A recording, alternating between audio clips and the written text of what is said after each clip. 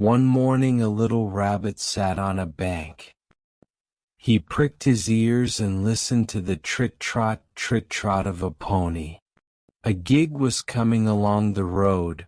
It was driven by Mr. McGregor, and beside him sat Mrs. McGregor in her best bonnet.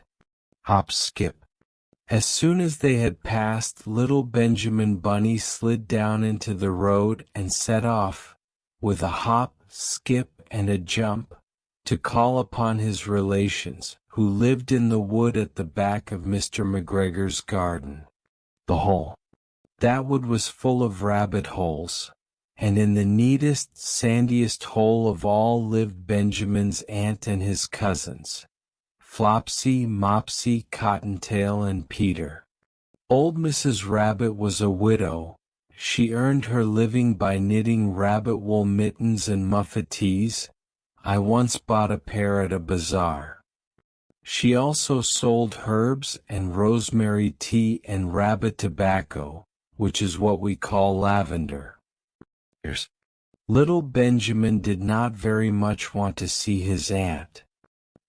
He came round the back of the fir tree, and nearly tumbled upon the top of his cousin Peter.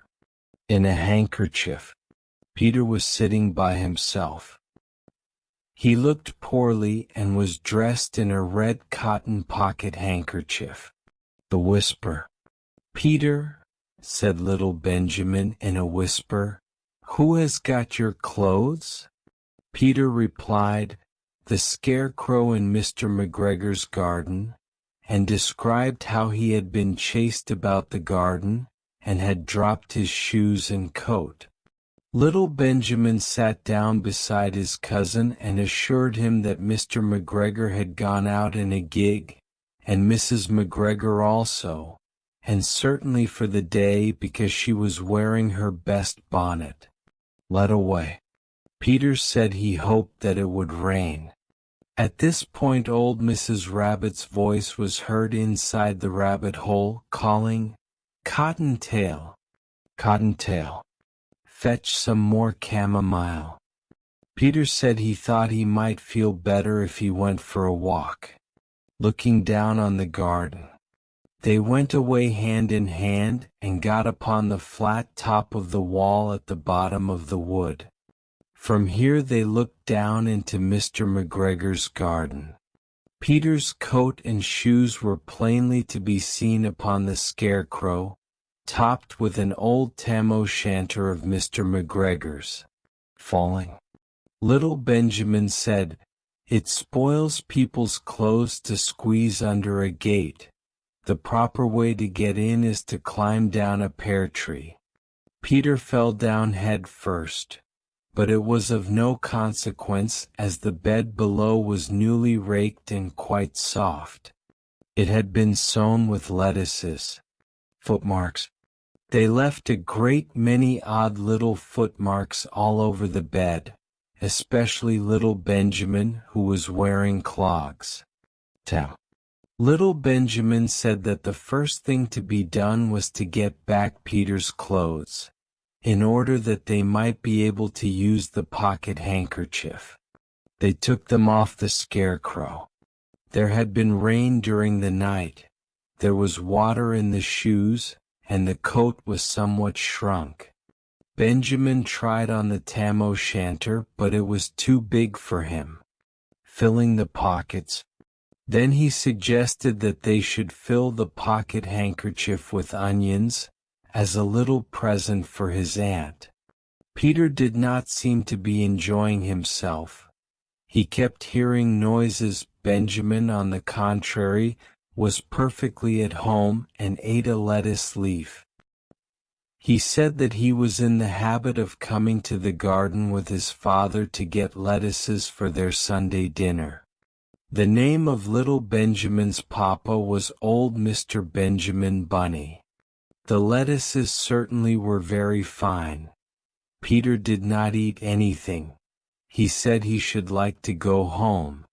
Presently he dropped half the onions. Little Benjamin said that it was not possible to get back up the pear tree with a load of vegetables. He led the way boldly towards the other end of the garden. They went along a little walk on planks under a sunny red brick wall. The mice sat on their doorsteps cracking cherry stones. They winked at Peter Rabbit and little Benjamin Bunny. Presently Peter let the pocket handkerchief go again. They got amongst flower pots and frames and tubs. Peter heard noises worse than ever. His eyes were as big as lollipops. He was a step or two in front of his cousin when he suddenly stopped. This is what those little rabbits saw round that corner. Little Benjamin took one look, and then, in half a minute less than no time, he hid himself and Peter and the onions underneath a large basket. The cat got up and stretched herself and came and sniffed at the basket. Perhaps she liked the smell of onions. Anyway, she sat down upon the top of the basket. She sat there for 5 hours. I cannot draw you a picture of Peter and Benjamin underneath the basket, because it was quite dark, and because the smell of onions was fearful. It made Peter Rabbit and little Benjamin cry. The sun got round behind the wood, and it was quite late in the afternoon, but still the cat sat upon the basket. At length there was a pitter-patter, and some bits of mortar fell from the wall above. The cat looked up and saw old Mr. Benjamin Bunny prancing along the top of the wall of the upper terrace. He was smoking a pipe of rabbit tobacco, and had a little switch in his hand. He was looking for his son.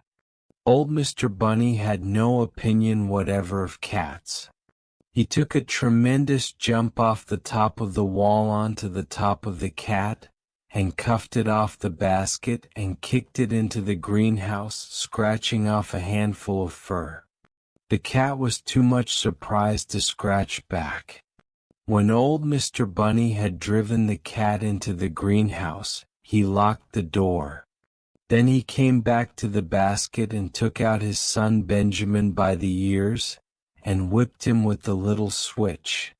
Then he took out his nephew Peter, marching.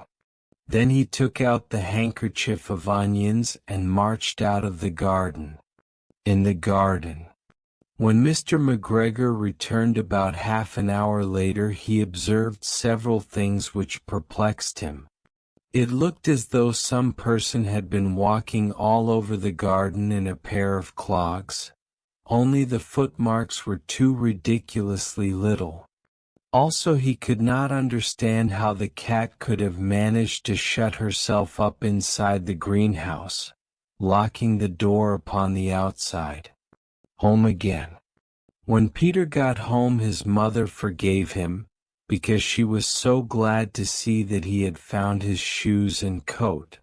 Cottontail and Peter folded up the pocket handkerchief, and old Mrs. Rabbit strung up the onions and hung them from the kitchen ceiling, with the bunches of herbs and the rabbit tobacco.